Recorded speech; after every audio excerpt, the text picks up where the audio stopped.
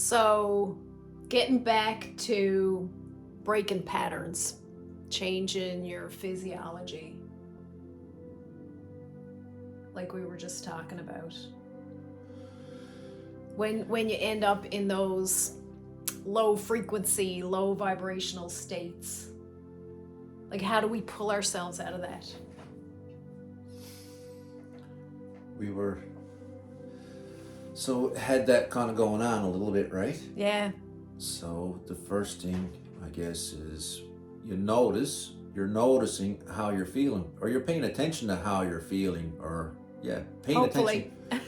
Yeah, well, usually, even if you're really consciously paying attention to how you're feeling, and then you start thinking about, well, I don't like feeling like this.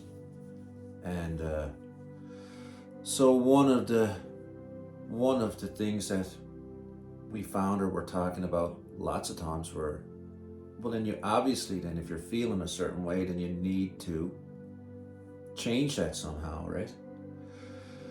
So being conscious of it, and then, well, you know what I was thinking about a little bit? What? I was thinking about this, is like you know how they talk about all the time that they're collecting your data? Yes. Collecting your data, and everything you're doing, you're collecting your data.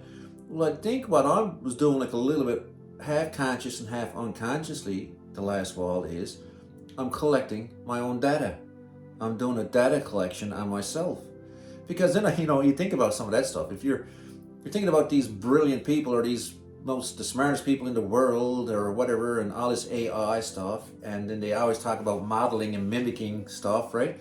So then it just starts to occur to me that, oh, Jesus, well, maybe, like, this probably occurs to a lot of people, but occurred to me, like, on a certain level, was that, Jesus, well, maybe what I need to be doing is then collecting my own data, and then probably sifting through the things that I am doing, and then sifting through what I think I should be doing. And say, just think about, like, on Facebook and stuff, and they collected your data enough, and they know you better than you know yourself, like, and that's the way it's going, right, with AI and all these algorithms.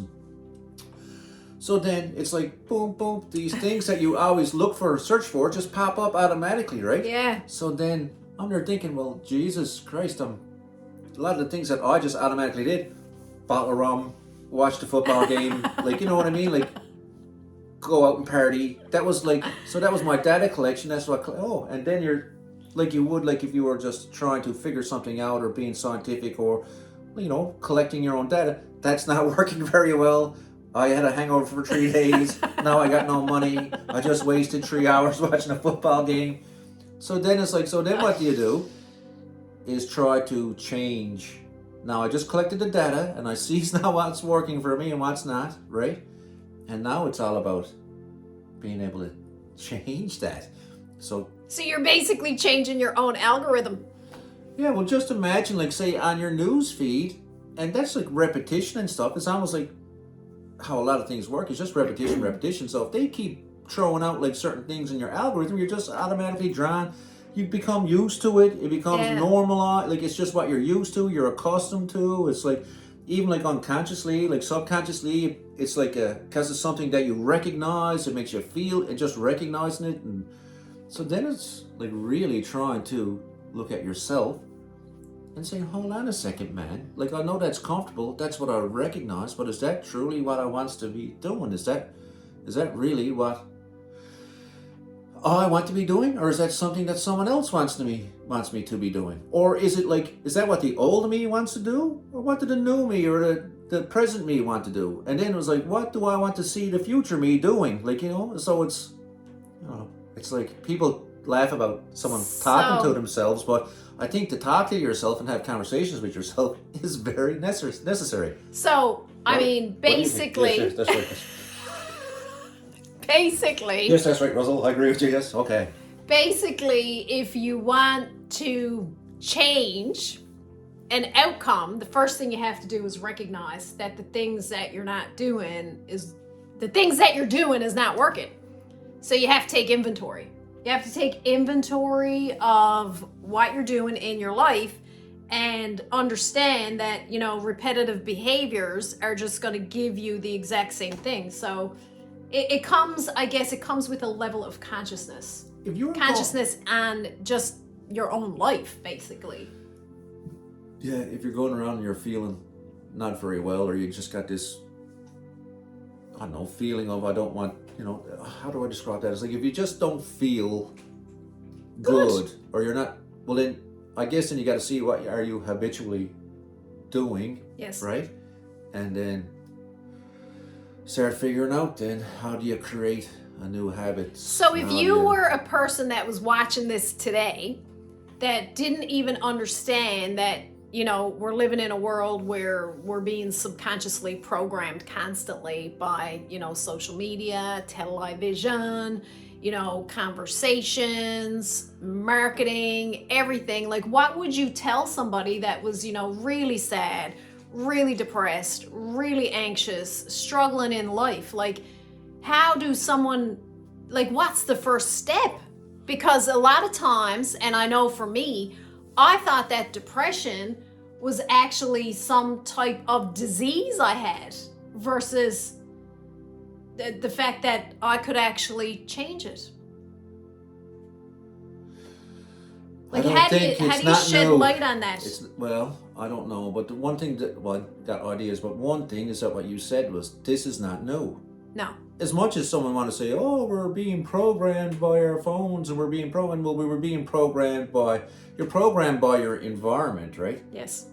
So there's no escaping that you're going to have a level of unconscious or subconscious beliefs, and you're going to have a level of programming in there. How do you rewrite your own program? How do you start to remove the program that you didn't ask for and actually start to create your own program? Because we're always going to be programmed. We're running a program. We're just like a big computer. How do we start creating our own?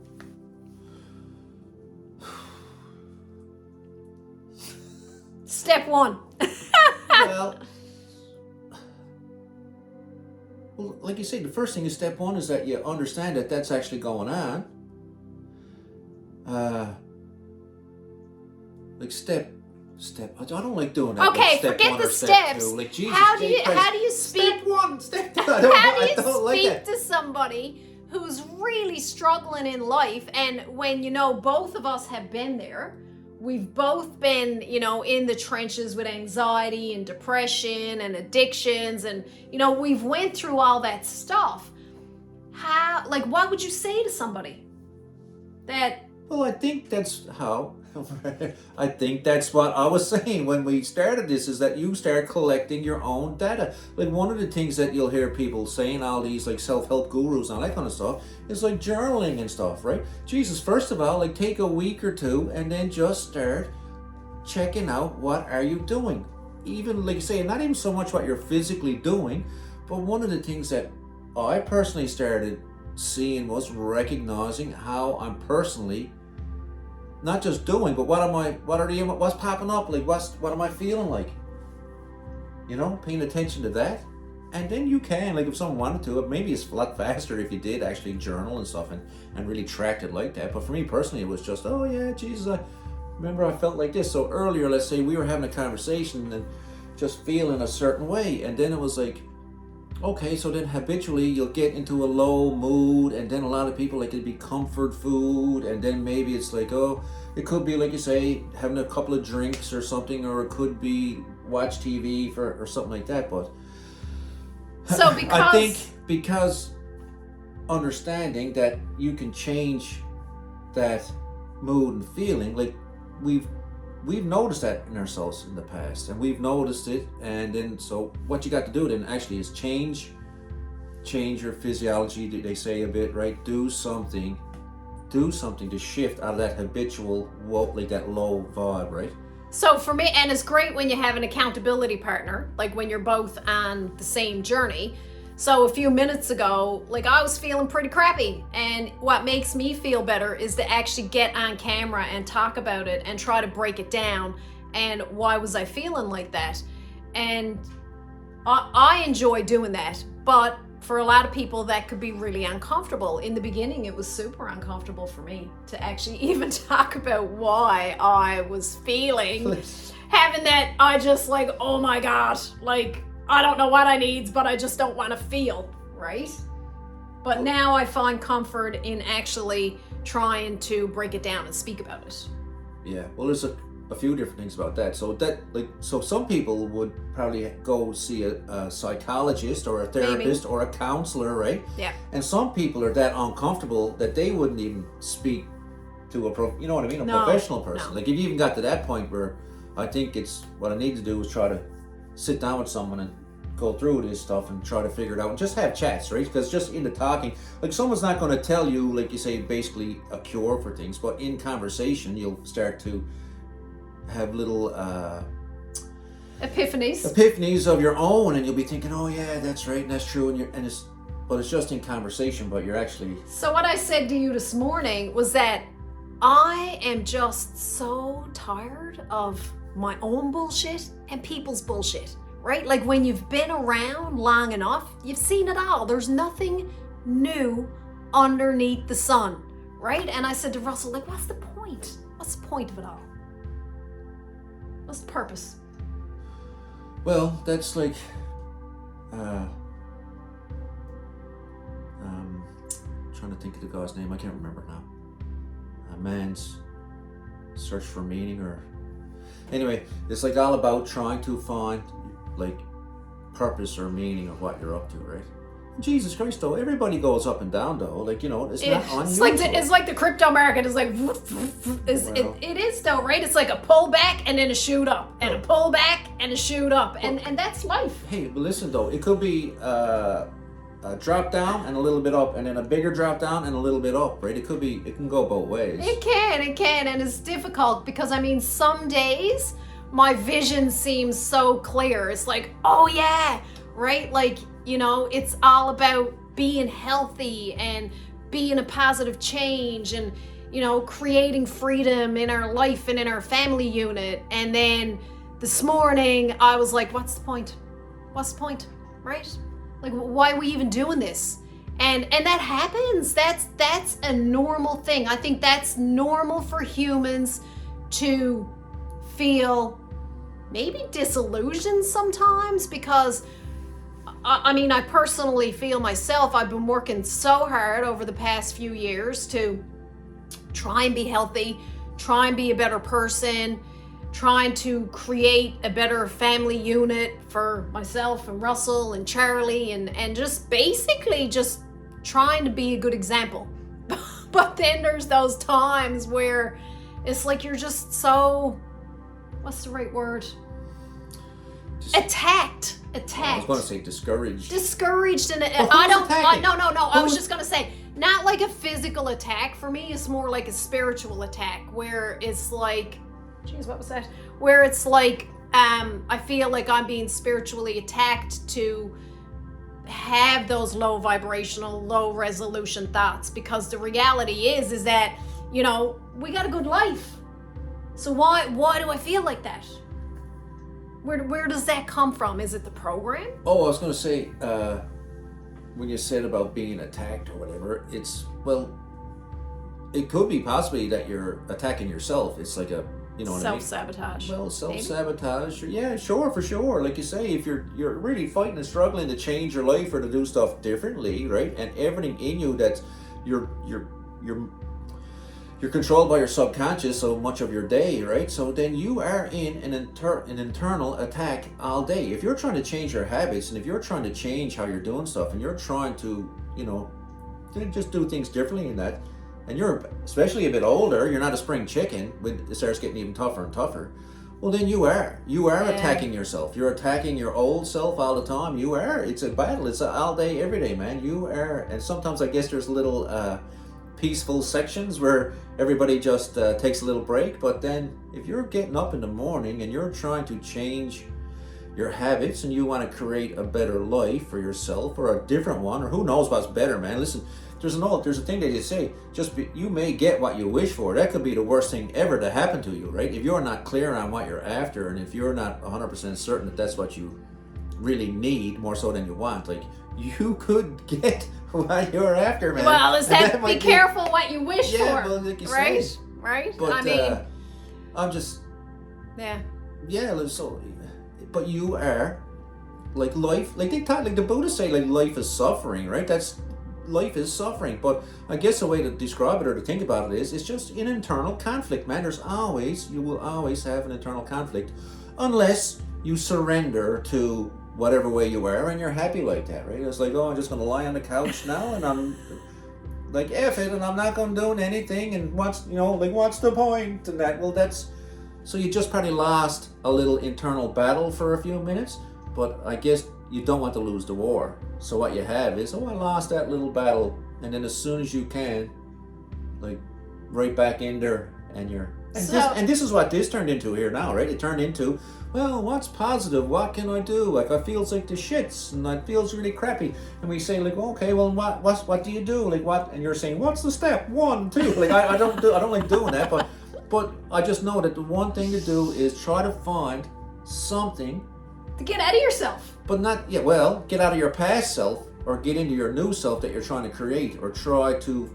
or, because I guess the biggest thing is what we want to try to do is try to do as many positive things as possible as opposed to like negative things, right?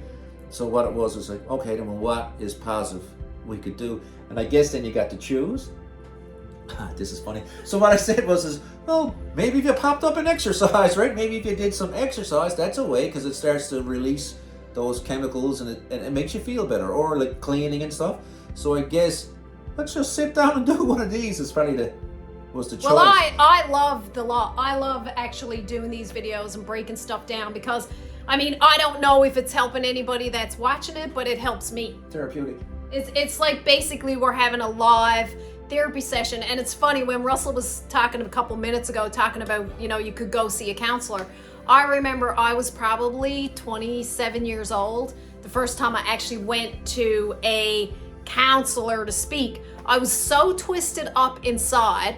I remember this was like 25 years ago, whatever. And I think I paid $100 for the hour, and I sat there. I just sat there and quietly cried for the entire hour, because I had absolutely zero ability to verbalize how I was feeling. I had no emotional intelligence. Everything was just raw. And she just sat there and just and then I booked another session. 2 weeks later, and I went back again, and I paid another $100, and I talked a little bit, and then she asked me some questions. But my God, like, that was probably one of the hardest things I ever done. Like, I was young, I knew I was suffering, and I didn't know how to relieve it. And I just sat there and cried for an hour. Well, I guess what happens then a little bit too is that some people forget that, or not forget, I guess, but it's just actually just going there and sitting there, and you know what I mean? That's huge. Well, it's humongous, right? It's like, holy shit, I can't believe it. I just paid $200 or $100, and I went in there and I sat down and never said a thing, right? That was step 1. But yeah, so it's like, I don't know what to do. I don't even know where to start. But it's just like, see this a lot at work sometimes. It's like you show up somewhere and we were going to start a job and that, right? And so, well, what are the little things that you do know we can do while we're waiting to find out what exactly is going on? So you start to do little things and then it just starts to work off of that, right? So with the same kind of thing, if you don't know where to start, really, it's just like, oh, Jesus, just, just go start. To a spot. Just start, right? Or think about it. Or like you say, what I was saying earlier, like just take a little bit of inventory, or just start noticing yourself a bit more, like taking time to watch yourself a bit closer instead of just going automatic pilot all the time. That's somewhere to start, right? And then it'll start to get more and more little ideas of what maybe is necessary or what direction you should go. And hey, what about this? You go off and you do something, you spend lots of time and money. Oh, Jesus, I just found out that wasn't for me. No, or like, you have the feeling, oh, that was a waste of time, but it wasn't, because you're eliminating. You're eliminating things, right? So it's not a waste of time, and you probably experience and find lots of stuff on that way, right? I think this was like Thomas Edison or something, I think. He said he failed at the light bulb like 1,000 times before or that's what he said, but it wasn't failures, it was just one more step towards the goal, right? Absolutely. So they weren't failures or none of that stuff. It was just, you got to be trying something or doing something. Well, yes, and I mean, that's anything, and it's like the constant repetition of a crappy behavior just reinforces how much you don't want to do it, right? Till eventually you get to a point where it's like, that's it, I'm done. I can't stand myself anymore when I'm behaving like that. So it's about being conscious of our patterns, because we all have patterns that we repeat every single day. Every single day. One thing I'll say one more thing. Okay. Is that a lot of times, and a lot of people come to a spot in their life where they're afraid to do something or afraid to change. And then what ends up happening, and it's like almost like a needle happens and then it flips the other way. It's like then for a lot of people, well, for me personally, I became afraid of not changing. Like the fear of the change turned into a worse fear of not. The fear of like regret and the fear of not evolving and not growing. Yeah, well, like you say, like a lot of people are, I'm afraid to do this or that, and then so because of that fear, it keeps you away from it. But then I think what happens, and maybe this is just age or something, what happens is you get to a point where you become more afraid of staying still, or more afraid of not doing something, or more afraid of not trying, right? Hopefully that would happen to you much younger or whatever, but whatever you're into. But it seems like it flips. It seems, oh, well now, like, I'm more afraid of not. Well, it's funny actually, because that what you just described there is how marketing works, right? That's how they get people to buy stuff, is that FOMO, the fear of missing out, right? That is the whole idea behind marketing, selling products, right? And I think as humans, like what Russell's talking about, is the fear of missing out, like becoming, getting to that retirement age and you're not healthy enough to do the things that you could do at 50. And then you got that regret, like, God, I wish I had to do that. So, I think if we can recognize at a younger age that anything is possible, you just have to recalibrate and change some things, work things in, take things out, is like a recipe, right? How am I going to achieve this goal that I want to do? It seems really unachievable right now, but maybe if I take this out, maybe if I stop watching the football game and I, sign up for a self-help course, maybe that will get me one step closer to my goal. Maybe if I stop eating dessert and go for a walk after supper, it'll get me closer to my goal. And I think that's what it's all about. It's about taking stuff out, adding stuff in, till you get to a point where it's like that sweet spot and it's like, yeah, this is good. Yeah, the fear of missing out that's interesting to say that, because it don't really apply. I never ever thought about that in terms of your life. So the fear of missing out, missing what? It would be like, I suppose, the fear of not living like authentically, and not like taking more chances or risks, or not like speaking your mind. Speaking your truth. Because I just think about anyone that's like probably, I don't know, but getting some hard spots where you think you're probably at the end of your rope. But I can just only imagine what it is like to really be, after living and being older and just thinking, I wish I had to say that, or I wish I had to try this, or I wish I had to do it. And Jesus, that's the fear. The fear of that's the FOMO. That's the ultimate FOMO, right? It is. Yeah, I don't want that. Great conversation, Russ. Yeah. I don't really want to go to the grave with too much fear of missing out. As hard as things are, and as difficult as sometimes some things are to say to people, I just want to be authentic and, live an authentic life. Love hard and be a good person. It's better to have loved and lost and never to have loved at all. It's better to fight and lose than not to fight. You don't have to win, you just got to fight, right? Every day is a fight. Anyway, a fantastic fight.